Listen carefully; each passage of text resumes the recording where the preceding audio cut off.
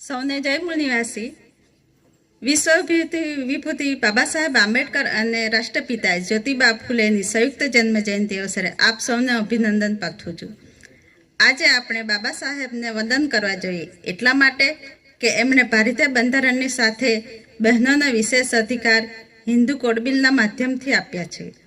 મહિલાઓને પુરુષ જેટલો જ સમાન અધિકાર આપ્યો છે.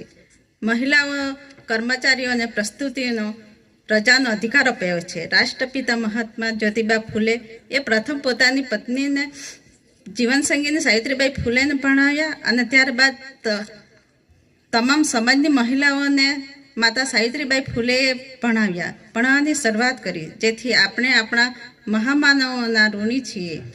માટે આપણે સમાજના તમામ લોકો સુધી એમનો જીવન સંદેશો લઈ જવાનું છે અને વ્યવસ્થા પરિવર્તનમાં ભાગીદાર બનવાનું છે. જય મૂળ નિવાસી, જય ભારત. बहुत बहुत धन्यवाद हिरल बहन.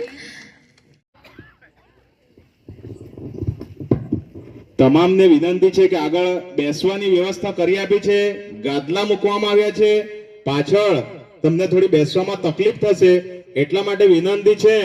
વાત હક અને અધિકારની થાય છે તો આગળ ગાદલા મૂકેલા છે તો આગળ આવીને બેસવા માટે વિનંતી કરીએ છીએ. સાથીઓ, જય મૂળ નિવાસી. આજે રોજ તારીખ 14 એપ્રિલ 2026 મંગળવાર વિશ્વ વિભૂતિ ડૉક્ટર બાબા સાહેબ આંબેડકરની 135મી અને રાષ્ટ્રપિતા જ્યોતિબા ફૂલેની 199મી સંયુક્ત જન્મજયંતિ ઉજવાઈ રહી છે.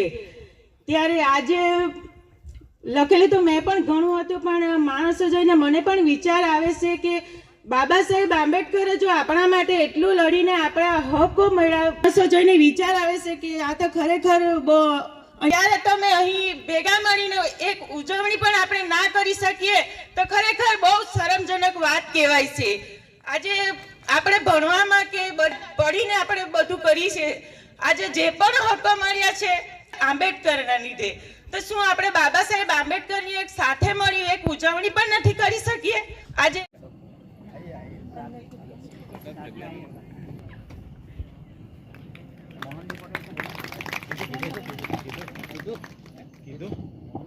बोल.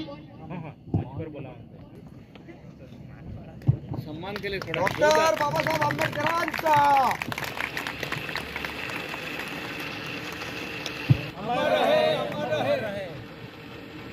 गुजरात प्रदेश संसाधन व्यवस्थापक वामसेव सर से अनुरोध रहेगा कि आप आज के स्वागत करेंगे, शाब्दिक स्वागत करेंगे.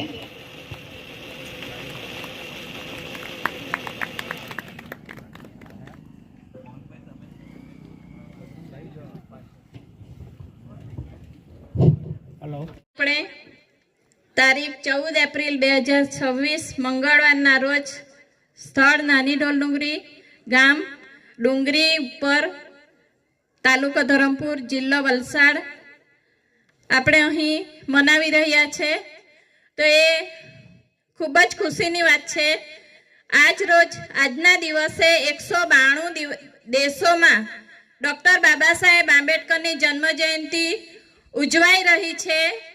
તો એ ખૂબ જ આપણને ખુશીની વાત છે કે આપણા ભારત દેશનો ડૉક્ટર બાબા સાહેબ આંબેડકર, તો એમની 192 દેશમાં ઉજવણી ઉજવાઈ રહી હોય તો આપણા ભારત દેશના લોકોએ ખરેખર 14 એપ્રિલ એટલે મગજમાં વાત થતી જ જવી જોઈએ કે આપણા વિશ્વ વિભૂતિ ડૉક્ટર બાબા સાહેબની જન્મજયંતિ એપ્રિલ મહિનામાં આવે છે, તો એને આપણે ઘર ઘર સુધી વાત પહોંચાડવાની જરૂર નહીં હોય.